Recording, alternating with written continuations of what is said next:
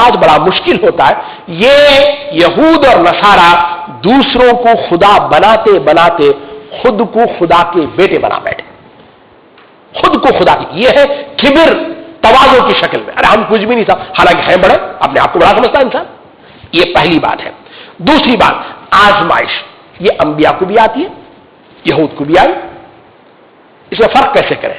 فرق ایسا ہے کہ ایک ہے تعذیب ہے, ایک ہے تعذیب. تعذیب ادب سے ہے, تعذیب جو ہے عذاب سے ہے.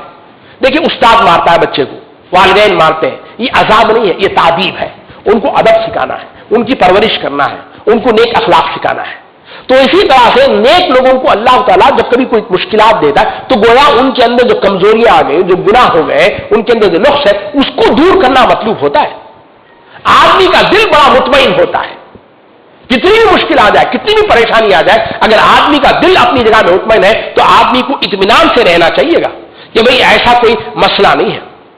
یہ اللہ میرے نکھارنے کے لیے, میرے درجات کی بلندی کے لیے یہ اللہ تعالیٰ مجھے آزما رہا ہے. ظاہر بات ہے سونے کا زیور اس وقت تک نہیں بن سکتا جب تک آپ اسے جو ہے وہ فتنہ آگ میں ڈال کر آپ اسے وہ پکائیں گے نہیں, اس کے اندر جو ملا ہوا ہے ملاوٹ ہے اسے دور نہیں کریں گے. اسی طرح سے گناہوں کا رشتہ کفر سے جڑا ہوتا ہے. تو اللہ تعالیٰ جو مسلمان جس نے گناہ کیے ہیں ان کو ان کی سزا دے کر جو پاک صاف کر کے جو ان کو جنت میں بھیج دے گا. تو گویا یہ دوسری بات. تیسری بات مولانا ظفر علی خان کی, وہ لکھتے ہیں کہ اگر غلطی ہے تو کھل کر کہیں. جیسے یہاں اللہ نے فرمایا کہ یقینی طور پر انہوں نے کفر کیا, جنہوں نے کہا کہ مسیح ابن مریم وہ خدا ہے. مولانا کہہ کے لکھتے ہیں, وہ ان کی تقریر و تفسیر, وہ کہتے ہیں کہ حالانکہ اگر آج ہم حق بات کہہ دیں تو لوگ ہم کو مشورہ دیتے, حضرت ذرا حکمت کا خیال رکھو, ذرا آہستہ بولیے, پتہ نہیں کیا ہوگا, حالات کیسے ہیں, کدھر ہیں بولیے. تو انہوں نے کہا ہے کہ آیت قرآن کی یہ بتاتی ہے کہ اللہ نے کھل کر کہا ہے تو انسان کو یہ بھی جو ہے اپنانا چاہیے گا. اب ایک سوال یہ ہے, قل فلم یعذبکم بذنوبکم, اللہ نے فرمایا اللہ تمہیں کیوں عذاب دیتا رہا, جبکہ آج ہم دیکھتے ان کا اپنا ایک اثر ملک ہے, اثر رسوخ ہے. اللہ تعالیٰ نے اس کا جواب دے دیا تھا سورہ آل عمران آیت نمبر 112 میں, یا تو اللہ کی رسی کو تھام لے یا لوگوں کی رسی کو پکڑ لے. یعنی کسی بڑے کا سہارا. آج بھی اسرائیل قائم ہے تو امریکہ اور برطانیہ کی سرپرستی میں قائم ہے. جس وقت لوگ ہاتھ اٹھا لیں گے اس کا اپنا کوئی مقام نہیں رہے گا. یہ اس وقت میں گفتگو ہو چکی ہے. اچھا, اس آیت کے تناظر میں دو احادیث ملتی ہے. ایک ابو ہریرہ مسلم کتاب الذکر کی ہے, جس شخص کو اس کے عمل نے پیچھے کر دیا اس کا نسب اسے آگے نہیں کر سکے گا. جس شخص کو اس کا عمل پیچھے کر دے, اس کا نسب, میں فلاں کا بیٹا ہوں, اتنا میرے والد صاحب یہ ہے وہ فائدہ نہیں ہوگا. دوسری حدیث بخاری کتاب التفسیر اور سورۃ الشعراء میں حدیث آئی ہے, جب وہ آیت وانوی رشید الاخربین نازل ہوئی تو آپ نے اپنے رشتہ داروں کو بلایا, حضور اکرم صلی اللہ علیہ وسلم نے, اور ان کے نام لے کر کہا, مثلا اے عباس بن عبد المطلب, میں تیرے کچھ کام نہ سکوں گا. اے صفیہ, رسول اکرم صلی اللہ علیہ وسلم کی پھوپھی تھی, میں آپ کے کچھ کام نہیں آ سکوں گا. اے فاطمہ بنت محمد, میرے مال میں سے تم جو چاہو مجھ سے ابھی دنیا میں طلب کر لو, میں آخرت میں کسی کے کام نہیں آ سکتا. یاد رکھیے گا, جنت کسی کا قومی وطن نہیں ہے.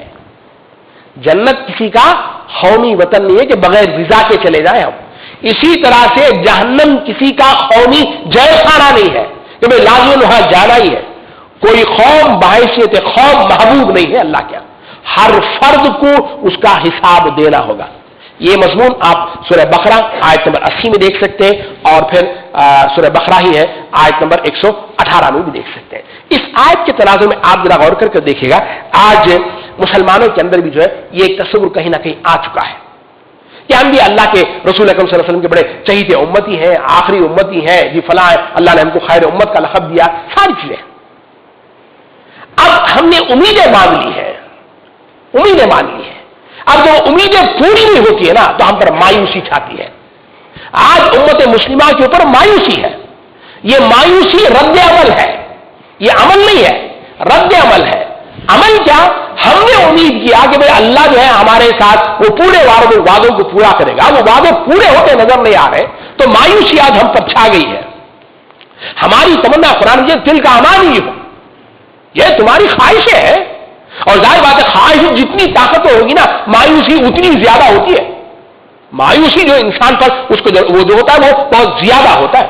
اور اللہ نے فرمایا کہ فیصلہ نہ تو تمہاری خواہشات کے مطابق ہوگا نہ اہل کتاب کی خواہشات کے مطابق ہوگا. اگر فیصلہ ہوگا تو اس کتاب کے مطابق ہوگا, جو تمہارے حالات ہوں گے اس کے مطابق ہوگا, جو تم بو گے وہی کاٹو گے. آج ہمارے اعمال ایسے ہیں کہ ہم کو تو عذاب کا انتظار کرنا چاہیے, اللہ بچائے رکھے, اور ہم جو وہ فتح چاہتے. اچھا ہم کو دھوکہ کہاں ہوا؟ دھوکہ صرف اس نام میں ہوا.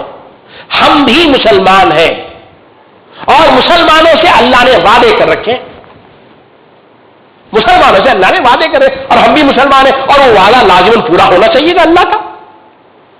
ابو بکر بھی مسلمان, عمر بھی مسلمان, میں بھی مسلمان, آپ بھی مسلمان, ماشاءاللہ. تو وہ جو وعدے تھے جو عمر سے ہوئے, ابو بکر سے ہوئے, وہاں جو پورے ہوئے وہ ہم سے کیوں نہیں پورے ہو رہے؟ ہم نے اس بات پہ غور نہیں کیا. وہ مسلمانی اور تھی, یہ مسلمانی اور ہے.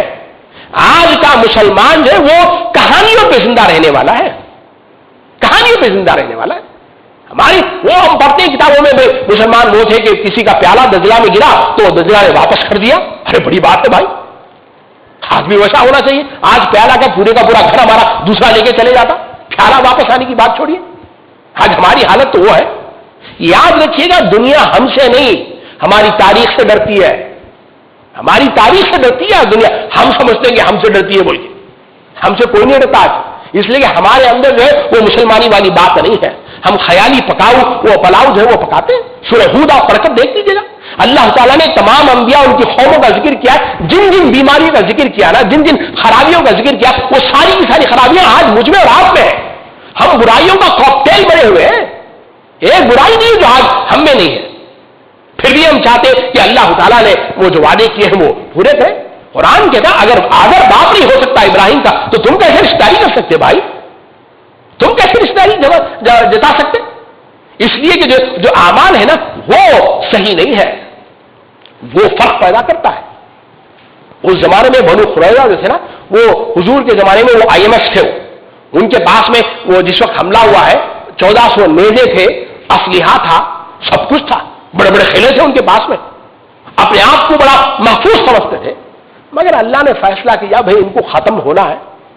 اللہ تعالیٰ وہاں سے حملہ کیا. قرآن کہتا ہے کہ جہاں سے ان کے گمان میں بھی نہیں آیا, اللہ تعالیٰ ان کے دلوں میں ہیبت ڈال دی, ہیبت, بہت ڈر گئے.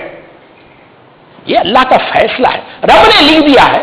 وہ اردو کا محاورہ ہے, ذرا عجیب ہے, نہ نومن تیل ہے نہ رالا ناچے گی ہمارے لیے, اس لیے کہ ہمارے پاس میں وہ چیز ہے ہی نہیں نا جو اللہ کو مطلوب ہے, جو بائنڈنگ فورس ہے.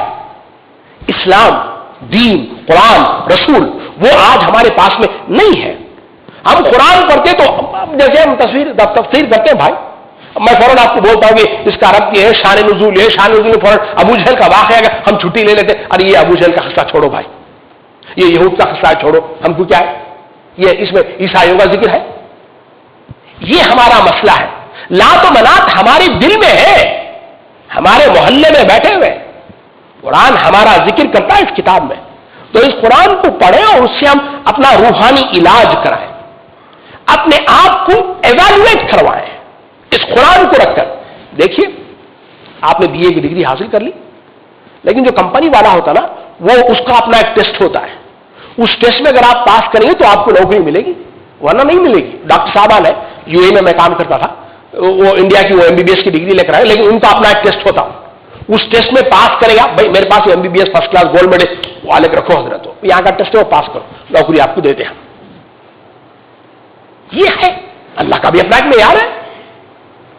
تو اپنے آپ کو ہم ایویلویٹ کریں کہ بھائی اس قرآن پر ہم کتنا صحیح سلامت اترتے ہیں, تب جا کر جو ہے وہ بات آگے بن سکتی ہے.